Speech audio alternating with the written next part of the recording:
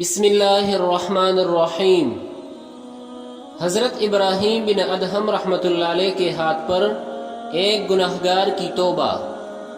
ایک شخص حضرت ابراہیم بن ادہم رحمۃ اللہ علیہ کے پاس آیا اور عرض کیا کہ حضرت میں گناہوں سے بچنا چاہتا ہوں مگر بچ نہیں پاتا، کیا کروں؟ کوئی ایسی بات ارشاد فرمائیے کہ میرے گناہوں کو روکنے والی ہو۔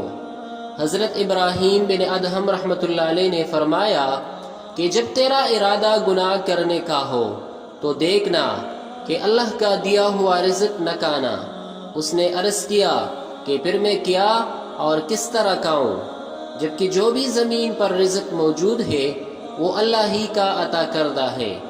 آپ نے فرمایا کہ کیا تجھے شرم نہیں آتی کہ جس کا رزق کھاتا ہے اسی کی نافرمانی کرنا چاہتا ہے؟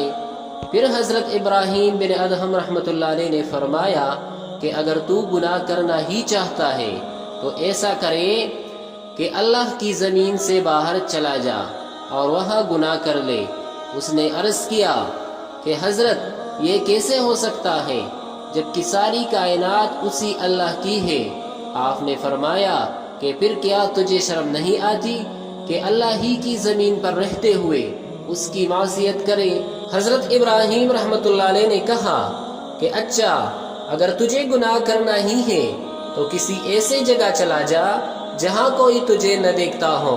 اس نے کہا کہ حضرت یہ کیسے ہو سکتا ہے جبکہ وہ اللہ ہر وقت ہمارے ساتھ ہے؟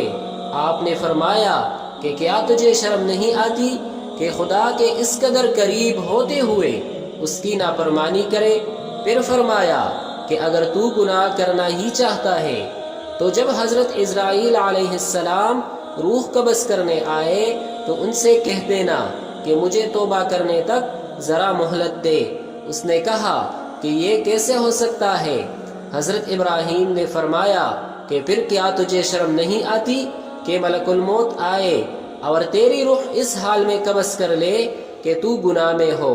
پھر فرمایا کہ اگر تو گناہ کرنے کا ارادہ رکھتا ہے تو ایسا کر کہ جب جہنم کے فرشتے قیامت کے روز تجھے پکڑ کر جہنم میں لے جانا چاہے تو ان سے یہ کہہ دینا کہ میں تمہارے ساتھ نہیں آؤں گا۔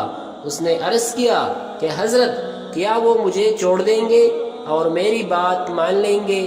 فرمایا کہ پھر تیری نجات کیسی ہوگی؟